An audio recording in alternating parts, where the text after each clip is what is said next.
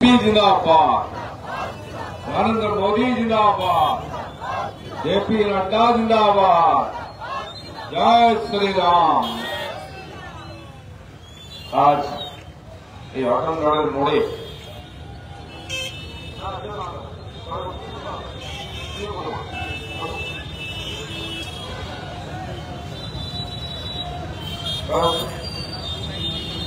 আমরা একত্রিত হয়েছি একটি বক্তব্য নিয়ে সবার সামনে। সারা পশ্চিমবঙ্গ জুড়ে যে ধরনের অত্যাচার শুরু হয়েছে, গণতন্ত্র হত্যা শুরু হয়েছে, তার প্রতিবাদ করার জন্য জেলায় জেলায় এক সপ্তাহ ধরে গণতন্ত্র বাঁচাও অভিযান শুরু করেছি আমরা। আজকে আসানসোল সংগঠনের জেলার ওবিসি মোর্চার নেতৃত্বে এই সভার আয়োজন হয়েছে। অবস্থান মঞ্চে উপস্থিত আমাদের সাংগঠনিক জেলা সভাপতি পার্থ চ্যাটার্জি, বাপ্পা চ্যাটার্জি, প্রবীণ কার্যকর্তা শঙ্কর দা, ওবিসি মোর্চার জেলা সভাপতি অমিতাভ, এই জেলার প্রবীণ কার্যকর্তাদের মধ্যে মাননীয় নির্মল কর্মকার, কৃষ্ণেন্দু দা, এছাড়া বিভিন্ন মোর্চা ইত্যাদি সমস্ত নেতৃবর্গ যারা উপস্থিত হয়েছেন এখানে সবাইকে অভিনন্দন, গুরু পূর্ণিমার সবাইকে শুভেচ্ছা। বন্ধুগণ, যারা গণতন্ত্র গণতন্ত্র বলে দিল্লি চলে যায় খুঁজতে, তারা ভুলে যায় পশ্চিমবাংলায় গণতন্ত্রকে কবর দেওয়া হয়ে গেছে। তারা দিল্লি থেকে অবস্থান করেন গান্ধী মূর্তির নিচে, সেখানে গিয়ে রাষ্ট্রপতির বাড়ির সামনে, মন্ত্রীর সামনে, বাড়ির সামনে গিয়ে গন্ডগোল করে খবর হওয়ার চেষ্টা করেন। কিন্তু পশ্চিমবাংলায় গণতন্ত্র কি ভোট এনে বলে যায়। যারা গণতান্ত্রিক ব্যবস্থার সমস্ত সুবিধা নিয়ে কেন্দ্র সরকারকে গালাগালি দেবেন, তারা এখানে একটা ছোট্ট আন্দোলন করতে গেলে অনুমতি দেন না, ওদেরকে কোর্টে যেতে হয়। থানা পারমিশন দেবে না, এসপি পারমিশন দেবে না, হাইকোর্ট যেতে হবে একটা স্ট্রিট কর্নার করার জন্য, একটা সভা করার জন্য। রাজ্য সরকারের কোন জায়গা, কোন হল পাই না আমরা। এটা হচ্ছে পশ্চিমবঙ্গের গণতন্ত্র। এখানে যে সিট আমরা বিধানসভায় জিতেছিলাম, লোকসভায় আরো বেশি ভোটে জিতেছিলাম, কিন্তু যখনই উপনির্বাচন হলো দেখা গেল সব ভোট টিএমসি পেয়ে গেছে। এই যে গণতন্ত্রের ম্যাজিক, এটা একমাত্র মমতা ব্যানার্জি পার্টি জানে। তো এই যে গণতন্ত্রের নমুনা পশ্চিমবাংলা, এটা ভারতবর্ষের কোথাও নেই। এখানে ভোট গেলেই সে পঞ্চায়েত থেকে পার্লামেন্ট যাই ভোট হোক, সাধারণ মানুষ ভয় ভয় থাকে, ভোট দিতে পারবে তো? কারণ পশ্চিমবাংলার মানুষ গণতন্ত্র প্রেমী, রাজনীতি সচেতন মানুষ, তারা প্রত্যেকটি ভোটে ভোটদান করেন। তাই 85, 90, 95% ভোট এখানে হয়। কিন্তু তাদের যে ইচ্ছা, গণতান্ত্রিক অধিকার প্রয়োগ করার যে ইচ্ছা, সেটা সম্ভব হয় না অনেকের ক্ষেত্রে। তাই তারা প্রথম থেকে চিন্তা করেন ভোট হবে তো, ভোট দিতে পারবো তো, কারণ বাড়ি থেকে বেরোনো যায় না। অনেক জায়গায় টিএমসি গুন্ডারা এসে আগের দিন বাড়ি বাড়িতে তো ভোটার কার্ড নিয়ে চলে যায়, কারণ ভোটার কার্ড ছাড়া আপনি ভোট কেন্দ্রে ঢুকতে পারবেন না। এই হচ্ছে গণতন্ত্রের নমুনা। তাই যেখানে সাধারণ নির্বাচনে গত বিধানসভা 21 সালে আমরা যে সিটগুলো জিতেছিলাম বিধানসভায়, অনেকে তার মধ্যে যে কোনো কারণে হোক, স্বার্থ হোক, ভয় হোক, পার্টি ছেড়েছিল। লোকসভার ভোটে আমরা সেখানে জিতলাম, কিন্তু যেই বাই ইলেকশন হলো সেখানে 70-80% ভোট টিএমসি। যেখানে 35,000 ভোটে আমরা এগিয়েছিলাম, তারা 50,000 লিড নিয়ে নিল। একটা বিধানসভাতে 80,000 ভোটের ডিফারেন্স হয়ে যায়। পশ্চিমবঙ্গের বাইরে কোথাও ওটা দেখতে পাবে না। সেখানে কে ভোট দেবে তারা ঠিক করে দেবে, কাকে ভোট দেবেন সেটাও ঠিক করে দেবে। এরকম গণতন্ত্রের নমুনা ভারতবর্ষে কোন বিশ্বের কোথাও নাই। তাই এই গণতন্ত্র, ভারতবর্ষ বিশ্বের মধ্যে সবচেয়ে বড় গণতান্ত্রিক দেশ, সেই গণতন্ত্রের সঙ্গে এই গণতন্ত্র মেলে না। তাই ভারতবর্ষে এই গণতন্ত্র চলতে পারে না। ভারতবর্ষের গণতন্ত্র আমাদের কাছে গর্ব, আর এই পশ্চিমবাংলার গণতন্ত্র হচ্ছে কলঙ্ক। তাই তার বিরুদ্ধে আমাদের প্রতিবাদ। আজকে আমি শুনছিলাম মুখ্যমন্ত্রীর ভাষণ, তিনি প্রথম শুরু করলেন, আমি ধনবান চাই না, আমি বিবেকবান চাই। শুনতে খুব ভালো লাগে, সুন্দর সুন্দর কথা মাঝে মধ্যে বলেন, উনি বোঝেন কিনা আমি জানি না। বিবেকবান চাই। আচ্ছা খুঁজে দেখুন তো টিএমসির মধ্যে বিবেকবান বলে কোন পদার্থ আছে? মমতা ব্যানার্জি থেকে শুরু করুন আপনারা, রায়পুর কথা ছেড়ে দিন। কোন বিবেকবান বলতে পারে প্রধানমন্ত্রীকে হজার পাল, দেশের গৃহমন্ত্রীকে হজর করতুন? তার বিবেক, জ্ঞান, বুদ্ধি, মনুষ্যত্ব কি আছে আমি জানি না। তারপরে উনি বিবেকের কথা বলবেন, বিবেক তো কোথায় থাকে জানি না, কার নাম বিবেক সেও জানা নেই। একবার রাহুল গান্ধী বলছিলেন যে মোদী সব জায়গায় বলছেন বিকাশ চাই, বিকাশ চাই। কে বিকাশ? কার নাম বিকাশ? তিনি ভাবেন বিকাশ কোন লোক করে। আমার মনে হয় মমতা ব্যানার্জি বিবেক বলে কাউকে খুঁজছেন বোধ হয়। একবার উনি বলেছিলেন বিবেক দা, বিবেকানন্দকে, তো সেই বিবেককে খুঁজছেন। আমি বলি দিদি আপনার বিবেকবান কেমন লোক? আমাদের পাশের জেলা বীরভূমে একজন ছিল, সে এখন তিহারের ভাত খাচ্ছে, কেষ্টর। তার বিবেক দেখেছেন আপনারা? যত চাল কল, যত পেট্রোল পাম্প, যত বাগান বাড়ি, সব ওর নাম হয়ে গেছে। কার কে তৈরি করেছে কিন্তু দরকার নেই। দামি গাড়ি সব তার বিবেক বড়, সব জিনিস তার নিজের মনে করে। এই হচ্ছে বিবেকবানের উদাহরণ। 550 কোটি টাকার মালিক পার্থ বাবু, লেখাপড়া জানা ভদ্রলোক মানুষ, শিক্ষামন্ত্রী, তিনি এখন ভাত খাচ্ছেন জেলে। শিক্ষামন্ত্রী জেলে, কিরম বিবেক দেব? কমপক্ষে শিক্ষামন্ত্রী তো বিবেকটা আমরা আশা করতে পারি। এই হচ্ছে বিবেকের নমুনা। মিডিয়ার বন্ধুরা আছেন, আমাদের সব খুব দোষী গল্প করেন, কোন ঘটনা ঘটছে পাথর বাড়ি, আমাকে কয়েকজন মিডিয়ার বন্ধুরা বলছে জানান দাদা আমরা অনেকবার যেতাম, সারাদিন বাইরে রোদে বসে থাকতাম, ভিতরে বসতে বলতো না, একটা লাল চাও খাওয়াতো না, 350 কোটি টাকার মালিক। কি বিবেকবান! এরকম মাল চাইছেন মমতা ব্যানার্জি। বাদু শেখ, শেখ শাহজাহান, সাদ্দাম, সরদার, কি হচ্ছে বিবেকবান মানুষের উদাহরণ। মমতা ব্যানার্জি এটা তৈরি করছে। এই মমতা ব্যানার্জি কোন বিবেক, আপনার বিবেক কবে মরে গেছে? আপনি কি বিবেক দেবেন? আপনার চেয়ে আরো এক খাটি উপরে আপনার ভাইপো। আপনি বিবেকবান তৈরি করতে পারেননি, এটা ঠিক, যে ধনবান তৈরি করেছে। মোদীজি লোকদেরকে বাড়ি দিয়ে, গ্যাস দিয়ে লাখপতি তৈরি করেছে। এখন ড্রোন দিয়ে লাখপতি দিদি তৈরি করেছে। লক্ষ লক্ষ লাখপতি পরিবার তৈরি করেছেন মোদীজি। 3 লাখ টাকার বাড়ি, গ্যাস, লোন, 1 লাখ টাকার ড্রোন, এরকম বহু মহিলাও লাখপতি হয়েছেন ভারতবর্ষে। কিন্তু মোদীজি কোটিপতি, 600 কোটির মালিক কাউকে বানাতে পারেননি। এটা আমরা সফলতা নয়, এটা বিফলতা মোদীজি। কিন্তু আমাদের মমতা ব্যানার্জিকে দেখুন, তার একজন কাউন্সিলর 4 কোটি টাকার বিদেশি গাড়ি চড়ে। কাউন্সিলর, সে কলকাতা নেই, ছোট শহরে। তাহলে এমপি এমএলএ দের কি হবে? বিমানে চড়াবে, বিমান কেনার মতো পয়সাও আছে। টাকা কোথায় রাখবে, কি করবে ঠিক করতে পারে না। আলমারির মাথায়, কাঠের তলায়, আলমারির মধ্যে। শুধু তাই নয়, পার্থবাবু একাধিক ফ্ল্যাট কিনেছিলেন, তার তো কেউ নেই, কেউ বেঁচে নেই। কার জন্য? টাকা রাখার জন্য। সেই ঘরের দরজা যখন খোলা হয়, গোলাপি গোলাপি লোকের নোটের বান্ডি হু হু করে পড়ছে। এত টাকা শোনা যাচ্ছে না, মেশিন নিয়ে আসা হয়েছে। গুনতে গুনতে কর্মচারী ক্লান্ত, মেশিনও ক্লান্ত, শেষ হচ্ছে না। সেই টাকা নিয়ে যাওয়ার জন্য বড় বড় ট্যাঙ্ক নিয়ে আসা হয়েছে। ট্যাঙ্কে ভরে ট্রাকে করে নিয়ে যাওয়া হলো। কি বিবেকবান দিদিমণি, ধনবান, অর্থবান, এরকম লোক তৈরি করেছেন। আজ তার পার্টিতে খুব কম নেতা হবে, কাউন্সিলর বা উপরে, যারা কোটিপতি হয়নি। অনেক পঞ্চায়েত মেম্বারও কোটিপতি হয়ে গেছে। এদের পুরনো ইতিহাস কি? কে চায়ের দোকান চালাতো মোড়ে, কে বাজারে মাগুর মাছ বিক্রি করত, কে ডেলিভারি বয় ছিল, কে মুরগি কাটত, কে ভ্যানওয়ালা ছিল, ভ্যান চালাতো। ভ্যান মানে মোটর ভ্যান নয়, 3 চাকা সাইকেল না, লোকের মাল বয়ে নিত, কয়লা, কাঠ, এসব। তারা আজকে কোটিপতি। আর কোটি মানে একাধিক বাড়ি, ফ্ল্যাট, জায়গা, জমি।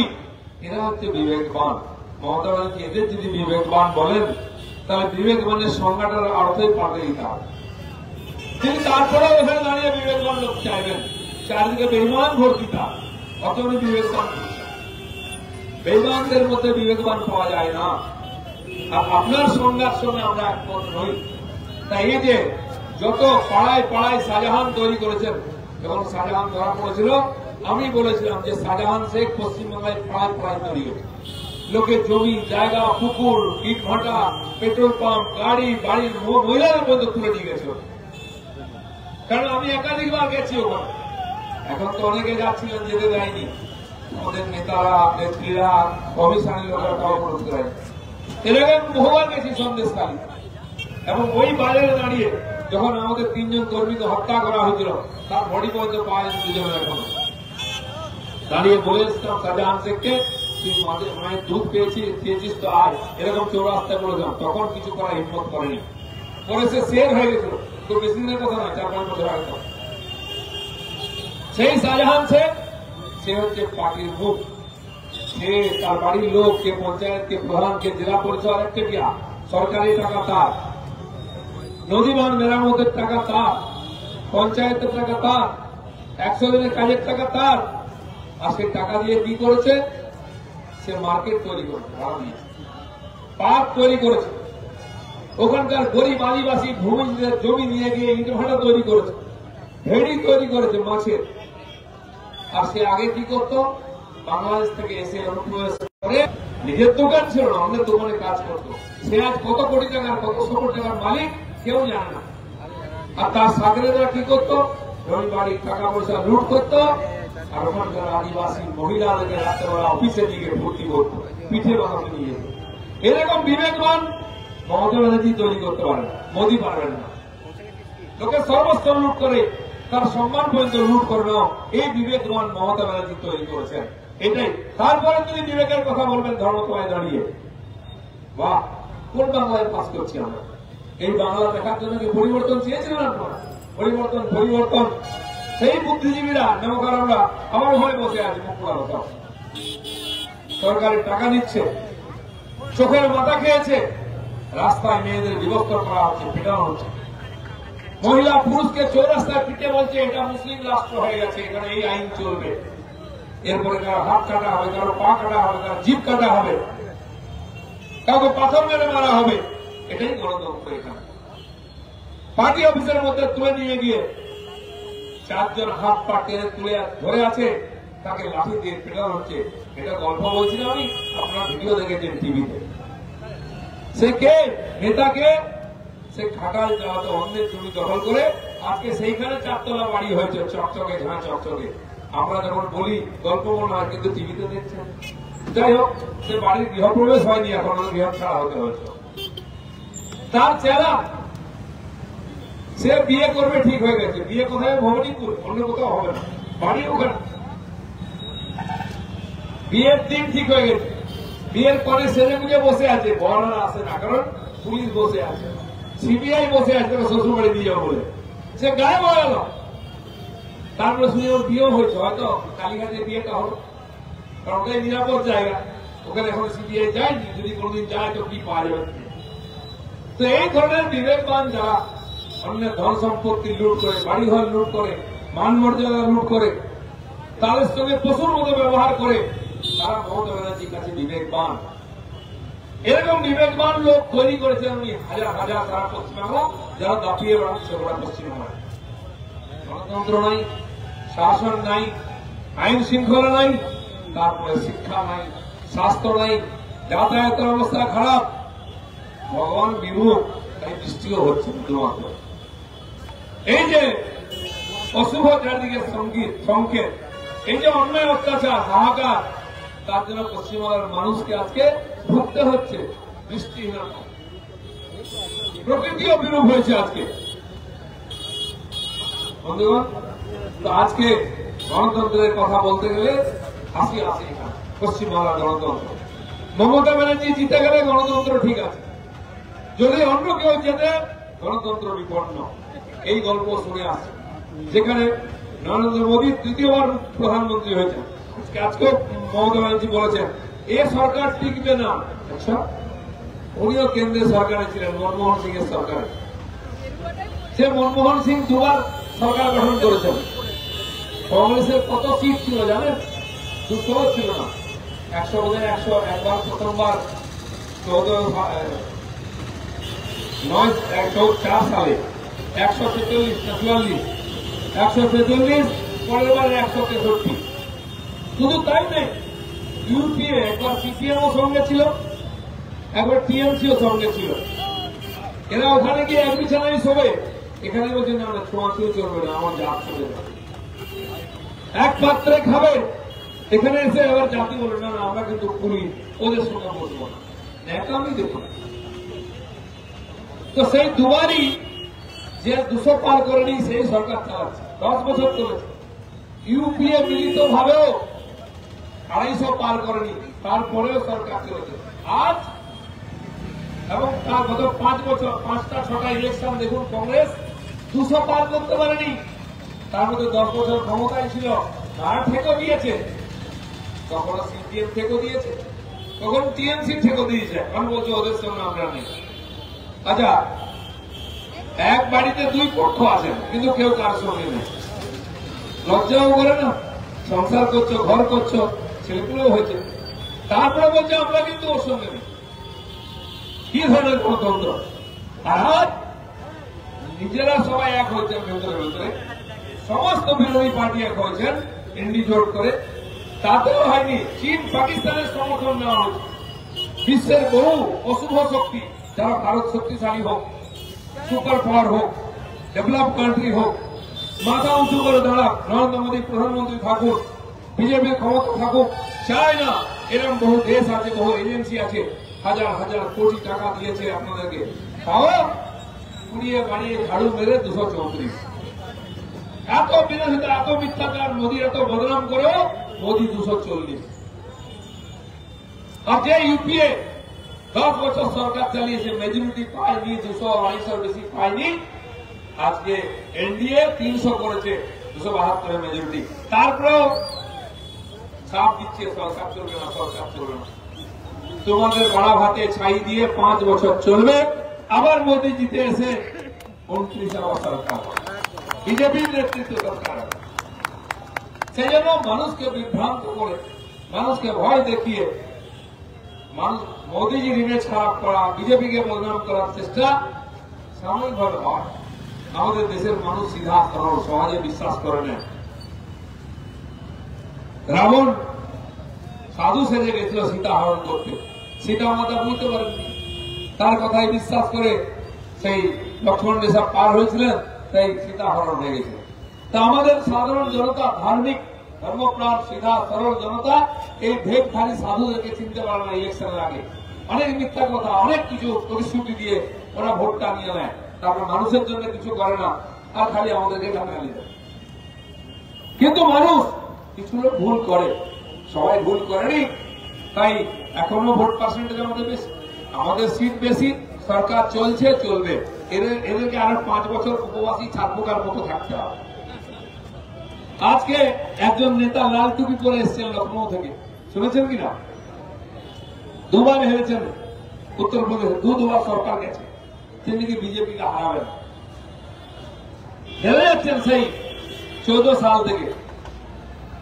একবারে কমরটা ঝুঁকে গেছিল, একটু সোজা হয়েছে, তার ফুটানি দেখুন। ये सरकार नहीं चलेगा, हम तो बधाई देते हैं, दीदी ने हरा दिया। अरे किसको हराया? 29টা सीट जीते হারাচ্ছেন। যখন 32 থেকে 34 থেকে 22-এ এসেছিলেন, গত নির্বাচনে আমরা 18টা জিতেছিলাম, তখন তো বিড়ালের মতো মেয়েও করছিলেন। আজ 29 হয়েছে, আরে আগে তো 34-এ যান, পুরোনো রেকর্ডে পৌঁছান, তারপর বড় বড় কথা বলবেন। সিপিএম এবং বামফ্রন্ট এক সময় 36টা সিট জিতেছিল 42টা সময় পশ্চিমবাংলায়, তারা কোথা 36 থেকে নামতে নামতে এর আগের ইলেকশনে বিধানসভা ও লোকসভায় তারাই বিরোধী দল ছিলেন। কিন্তু সেই কংগ্রেস 4 থেকে 2 হয়েছিল হাফ, সিপিএম 2 থেকে 0 হয়েছিল সাফ। আমরা 19 সালে তাদেরকে হাফ আর সাফ করেছিলাম। এখন কুটিয়ে কুটিয়ে একটা জিতেছে, তার থেকে 2 থেকে আবার হাফ।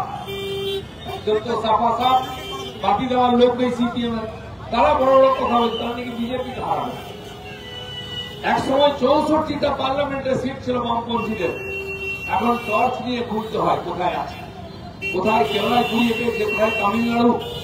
এরা বিজেপি হারাবে, সকাল থেকে বিকাল ভিখারির মতো ঘুরে বেড়াচ্ছে। এর বাড়িতে বলছে ভাই চলো একসঙ্গে, ওখানে বলছে এসো একসঙ্গে এসো। কারণ দেশ বাঁচাতে হবে, দেশ না পার্টি বাঁচাতে হবে, নেতা বাঁচাতে হবে। তাই লোকের বাড়ি বাড়ি হত্যা দিয়ে সেই হরকিষাণ সিং সুরজিত করতেন আমরা দেখেছি, সেই পরম্পরা রেখেছে। সেই দায়িত্বটা মমতা ব্যানার্জি নিয়েছেন। সিপিএমদের কেউ পোষে না, পাতে ভাত দেয় না, মমতা ব্যানার্জি সব করেছেন। আমরা দেখে তিনি পাটনা গেছেন লালুর সঙ্গে দেখা করতে, করেনি। লখনৌ গেছিলেন মুলায়মের সঙ্গে দেখা করতে, আগের বারে করেনি, তার ছেলেকে পাঠিয়েছে। মুম্বাই গেলেন শিবসেনার সঙ্গে দেখা করতে, তখন তো ডামাডোল অবস্থা। তারপরে চেন্নাই গেছিলেন ইডলি খেতে, সেখানে স্ট্যালিনের সঙ্গে দেখা করেছিলেন। আর তারপরে 19 সালে ওখানে ব্রিগেডের সভা করেছিলেন।